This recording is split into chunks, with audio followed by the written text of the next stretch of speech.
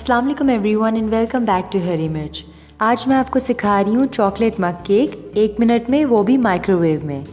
तो इस वीडियो को एंड तक देखिए ताकि आप भी इसी तरह का सॉफ्ट और यमी सा मग केक बना सकें और किसी भी टाइम इसे एंजॉय कर सकें। तो चलिए अब रेसिपी को स्टार्ट करते हैं। तो सबसे पहले मग में हम डाल रहे हैं 1 एग, और ये एग रूम टेम्परेचर का होना चाहिए, फ्रिज का नहीं होना चाहिए।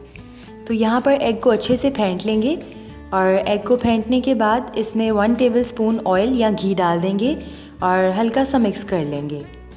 अब इसमें जाएगा 1 टेबलस्पून मिल्क डाल के भी थोड़ा सा मिक्स कर लेंगे। और अब इसमें जा रही है 3 टेबलस्पून पाउडर्ड शुगर। अगर आप पाउडर्ड शुगर नहीं ले रहे, रेगुलर शुगर ले रहे हैं, तो उसे डिज़ोल्व करने के लिए आपको मिक्सिंग ज़्यादा करनी पड़ेगी, लेकिन आप वो यूज़ कर सकते हैं। तो अब इसमें डाल देते हैं 1/2 टीस्पून वनीला एसेंस। इसे भी थोड़ा मिक्स कर लेंगे। और अब हम डालेंगे इसमें 1 टेबलस्पून कोको पाउडर।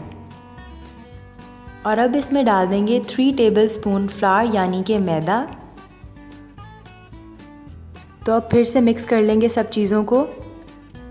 और मैदा मिक्स हो गया है तो अब इसमें डाल देंगे 1 टीस्पून बेकिंग पाउडर और मिक्स कर लेंगे। अब ये मग केक बिल्कुल तैयार है माइक्रोवेव में जाने के लिए।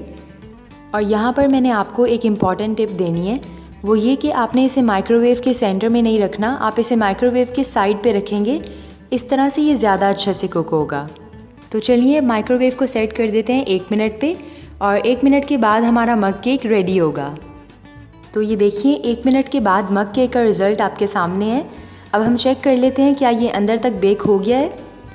तो ये स्टिक बिल्कुल क्लियर आई है, इसका मतलब है कि ये अंदर तक अच्छे से पक गया है। तो अब इसे निकाल लेते हैं माइक्रोवेव से।